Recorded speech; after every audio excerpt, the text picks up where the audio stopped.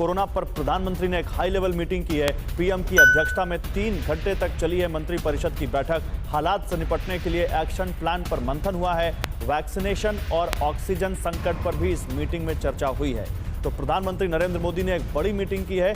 Vaccination, oxygen संकट, corona की रोकथाम, इन सब को लेकर आइए बिग वॉल पर चलते हैं। बिग वॉल पर बताते हैं कि इस मीटिंग में क्या कुछ हुआ और उसके बाद अमोद राय हमारे साथ जुड़ेंगे, सीधे उनके पास चलेंगे और उनसे जानकारी लेंगे इस बारे में। लेकिन आप समझिए, प्रधानमंत्री नरेंद्र मोदी ने आज एक अहम मीटिंग मंत्रिपरिषद के साथ की है। 3,86,000 के आसपास केस रिकॉर्ड बनाता हुआ कोरोना लगातार बेकाबू होता हुआ।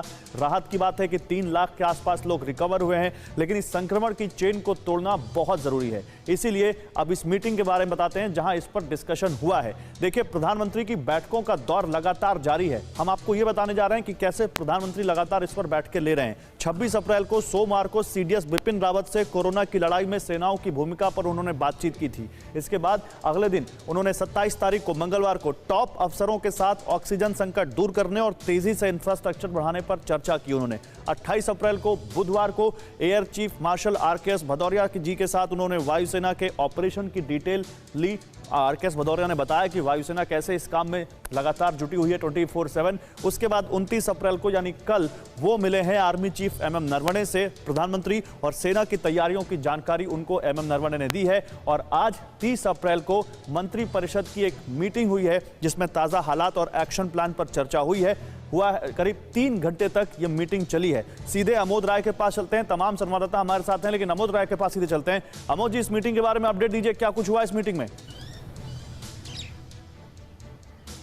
देखिए, 11 बजे बैठक शुरू हुई गौरव, और 2 बजे खत्म हुई और बैठक 3 घंटे तक चली। इसमें सबसे जो महत्वपूर्ण बात है कि ये सूत्र बताते हैं कि एक बैठक के दौरान एक प्रेजेंटेशन दिया गया जिसमें सरकार के द्वारा अब तक जो काम किए जा रहे हैं और कहां किस ढंग से सहायता पहुंचाई जा रही है और जो ओवरऑल इंफ्रास्ट्रक्चर है उसको कैसे बढ़ाने में सरकार ने पूरी ताकत झोंक रखी है। वो चाहे विदेशों से ऑक्सीजन के टैंकर्स मंगाने की बात हो या देश में रेल सेवाओं द्वारा ऑक्सीजन पहुंचाने की, तमाम विषयों पर उसमें विस्तृत जानकारी रखी गई। और ये भी बताया गया कि इस चेन को तोड़ने के लिए सरकार हर संभव प्रयास कर रही है, कोशिश कर रही है, और अगर जरूरत पड़ती है तो आगे और क्या क्या स्टेप लिए जा सकते हैं, लोगों से मशवरा भी किया गया है इस पूरी। ठीक है, मुझे आप रहिए। केंद्र और राज्य सरकारों को सुप्रीम कोर्ट ने चेतावनी जारी की है।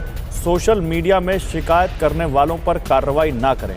मदद मांगने वाले किसी भी पोस्ट पर एक्शन ना हो। कार्रवाई की गई तो कोर्ट एक्शन लेगा, ये सुप्रीम कोर्ट ने कहा है। कार्रवाई करने पर कोर्ट लगाएगा कंटेम्प्ट का चार्ज, यानी अदालत की अवमानना इसको समझा जाएगा, कोर्ट ने ये कहा है। मनीष झा हमारे संवाददाता इस वक्त हमारे साथ जुड़ चुके हैं। मनीष, बताइए खबर के बारे में। देखिए गौरव, हम सब जानते हैं कि तमाम लोग अपनी मदद की गुहार लगाने के लिए या एक दूसरे के हाल को बताने के लिए सोशल मीडिया पर, ट्विटर पर, फेसबुक पर लगातार लिखते हैं कि यहाँ ऑक्सीजन की कमी है, इस अस्पताल में ये व्यवस्था है, यहाँ पर सिलेंडर चाहिए, यहाँ पर बेड नहीं है।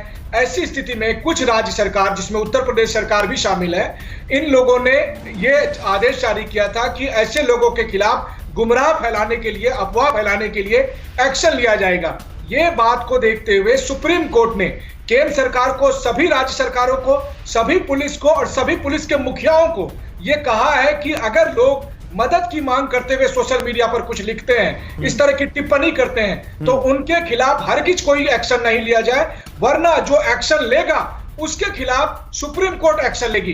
एक बड़ी टिप्पणी है और निश्चित तौर पर एक ऐसे समय में जब एक आदमी दूसरे आदमी की मदद के लिए सोशल मीडिया जैसे प्लेटफॉर्म का इस्तेमाल कर रहा है, उस समय सुप्रीम कोर्ट ने खास करके राज्य सरकारों को और पुलिस प्रशासन को यह चेतावनी दी है कि ऐसी गलती वो ना करें। मदद मांगने वालों के खिलाफ किसी भी तरह की कार्रवाई अगर की तो फिर उनकी खैर नहीं है। जी ठीक है, शुक्रिया मनीष आपका इन तमाम जानकारियों के लिए।